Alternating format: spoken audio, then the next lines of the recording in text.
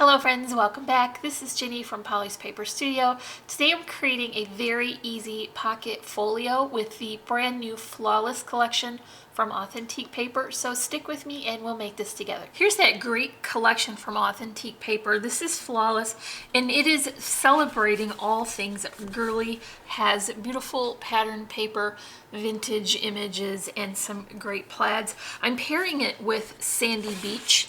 I did attempt to matte these images with pink, but it was a little too light, and then I went to black and I thought that would be a good contrast, but it was a little bit too stark, so I decided to go for this Sandy Beach. And this is also from Authentique paper. This is the Spectrum cardstock, so you know it's going to pair perfectly. Here is the base for the folio. I've cut this from 110-pound cardstock, and it is 10.5 inches long by 6.5 inches wide. I'm going to come in with my score tool and put my first score in at 5 inches, and then the second score will be at 5.5. I want to make sure to reinforce that crease very well with my bone folder so that it's a nice crisp fold, and do the same for the other side. This is going to create the base for this pocket folio. It will be a finished size of 5 by 6.5 inches, and then the spine is going to be 1/2 inch wide, so that will leave room to accommodate the bulk of all the paper layers inside. When you're working on projects like books, it's always a good idea to add the back first so that you're not trying to work around bulky embellishments and layers. So I've just got one of the patterned papers from the collection matted in that gorgeous Sandy Beach cardstock, and this is going to be the back, so you want it to be finished all the way around, inside and out. And for the inside, I'm going to add 2 pocket pages that will hold folded inserts. So when you're creating your pockets, you just need to add 1 inch extra of cardstock for the width, and then 1 inch extra for the height of the pocket. Then you can score in 1 inch from the bottom and 1/2 inch from either side. Go ahead and take a scissor and notch that portion out because you don't want it to be creating a lot of additional bulk in your book. So now what you've got is the inside of the pocket will fit perfectly to your patterned paper. I'm just gonna lay that right in and add the portion for the bottom of the pocket, and that will keep everything nicely tucked inside. I've put some additional double-sided adhesive on the back just to keep this working along quickly. So I'm gonna go ahead now and add the side flaps, so you can see that we have created a pocket with a little additional room, so you can add the inserts and also some additional flat mementos or keepsakes. There's plenty of room for these in the pocket. So come around the back again and pull your adhesive backing off. And here is the cardstock that will be the border around the outside of the page. I think it will be easier to align the top portion of the page, even though this looks upside down now. I will flip it over when it's stuck down. So I've got my regular border all the way around, and once I flip it I can add the front of the pocket. So I just picked a coordinating pattern. This is that gorgeous plaid, and I've cut that so that it will reach the width of the patterned paper but leave the border of the cardstock on top. And now that pocket is finished perfectly. You can add this to your inside cover. You can put pockets on either side because remember we added the depth on the spine, so there will be plenty of room for that. Center that so that I get the border of that white cardstock all the way around. And I've prepared a second pocket. They're just going to be the same, so I'll tuck this one on right now. You can see also that adding all of these additional paper layers is making this very sturdy. So now we have 2 pockets on the inside. Let's work on the insert. Here is the base for my insert. I just cut this from that same cardstock color, and it is going to measure 4 by 6 so that it will fit nicely inside that pocket and not stick out or be hard to tuck into the pocket. I'm just going to add these pattern papers on the inside and outside so it will have a nice finished look, and I'm alternating them so you'll see the hearts and the plaid when it's open as well. I'll put that plaid on top. It's easier to see closer to me, so I'll just flip that over while I secure this pattern. Then I put more hearts here on the bottom. You can see how alternating the tone and the pattern really helps to give a lot of detail, but it doesn't look too busy. Here's one last bit of plaid for the back. Now you can add pictures to this and really fill this up and use it as a non-traditional style scrapbook. Before I tuck that into the pocket, I do want to add this pretty die cut frame. This is cut again from the cardstock color, and it just has a pretty eyelet sort of edge, and it fits fairly well here, I think, leaving enough of that pattern paper showing around. And here's another pattern I can layer on top. This scripty font will act as a picture matting, so now we have a bit of a frame.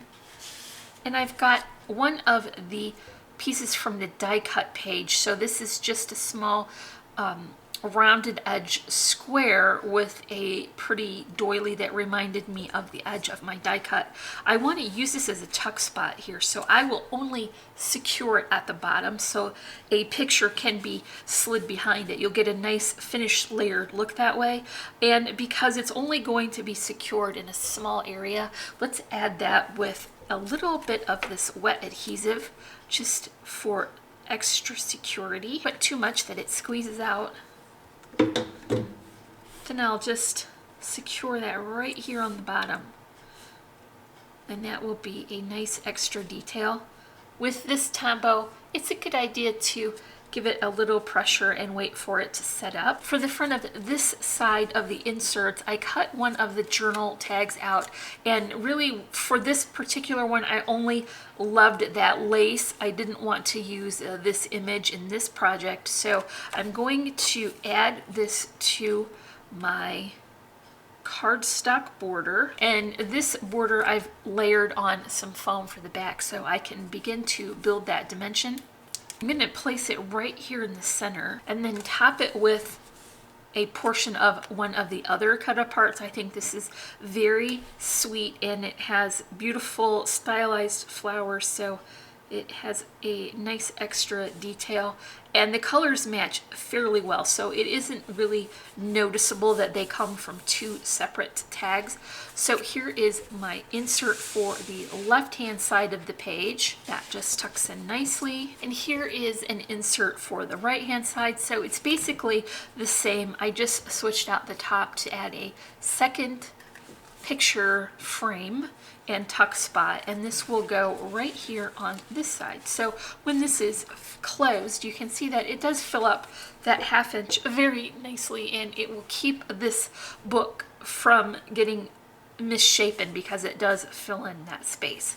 So let's work on the cover. So here's my matting layer, that same cardstock, and I'm going back to that offset check with the pink, and that will be a great base for the next layers to be added because it's a very compact pattern and you won't lose it when you layer on the other elements, which will be a inset section. And I'm going to add this with some foam on the back that will build dimension. And then here is another pattern from that collection, and you see how I'm alternating the scale, so it definitely doesn't look busy, but it does add a lot of detail. Remember to add a little bit of extra adhesive for your foam layers and secure that right in the center. That double-sided adhesive will hold it in place while the wet glue sets up, so we can just move right along to the next step. I'm going to add this to the front of my book, but before I do that, let's add a little bit of trim so that we can tie it closed. This happens to be a gorgeous delicate stitched satin trim from a really reasonable ribbon, and it coordinates so well. I'm going to bring my book base back in and make sure that I have it upright so that I don't add anything upside down. And I'll just measure out the length that I want to create the bow for the side and clip the excess. To hold it in place temporarily while the other layer is waiting to be added, I'll just add a bit of this adhesive and tack that down. Mostly it will be held in place, sandwiched between the front cover. I'll just bring this around and make sure that I have it centered exactly how I want it. And then this will hold it from shifting. Here's that cover again, and it's a good time to add this now before the additional bulky layers so that it's easier to put in place. I think I'll turn my book around just so that I can come at it from this side and get it placed straight a little bit easier. Make sure to press that down well so that you get a very good contact. I've cut a couple of additional patterns into a fishtail banner shape that is got a stitched edge detail, and I'm just going to add these to the bottom. So this will be underneath of the doily, and it will just fill in that corner very nicely and add a little bit of extra detail. And this script will be offset just a little so that you can tell it's a separate layer. Here's my doily. I cut this with the French pastry die from Cherryland Designs. It's just a nice crisp white color, and I'm just going to add it right here closer to the top because I want to be able to have room for my additional embellishments. I've got another layer of this matting cut and added with foam, a little bit more Tombow, or you could use tacky glue, and I'll just center that right into that doily. That will add a whole another layer of depth, and top it with the sassy little spiky heeled. This was part of the cut apart sheet, and I just used a circle die that was nested so I could get this nice border, and now you can see it has that nice frame with the cardstock border. Before I add my flowers, I do have a couple little charms here. One is a spiky heel, and I thought that went very nicely, and a second smaller sort of stylized flower to coordinate with the pattern in the collection paper. I'll just add this here now before I add the flowers so that it will be sandwiched between. Take the excess off now. Here's my flower arrangement I'm adding with the beautiful darker accent color from the ribbon. These flowers here are from Prima. I've got a couple skeleton leaves added for extra detail, some twine bows, and leaves that are cut out of a softer green color. And I'll just add that right here to the corner, bringing it right on over to the edge. I really think that image is very sweet, and those heels are beautiful, but I feel like if I tried to walk in them, I would probably die. I'm just not that coordinated. Here is the front. Last but not least, I've pulled a couple of coordinating sequins down. This is just various tones of that pretty pink, and one is a little bit metallic. I can tie this up now, and that will be all for our Easy Pocket Folio created with the Flawless collection from Authentique paper. I will drop a link in the description for that collection if you want to check it out. Remember, I also got the cardstock in the Spectrum section of Authentique paper as well, and there will be a link for Really Reasonable ribbon if you want to check out this beautiful, delicate stitch satin trim. You can find links to our social media sites there as well. If you enjoyed this video, make sure you give me a thumbs up and leave me a comment. And if you're not already, I would love for you to subscribe. As always, I'm wishing you a happy and productive day, and I thank you so much for watching. Bye.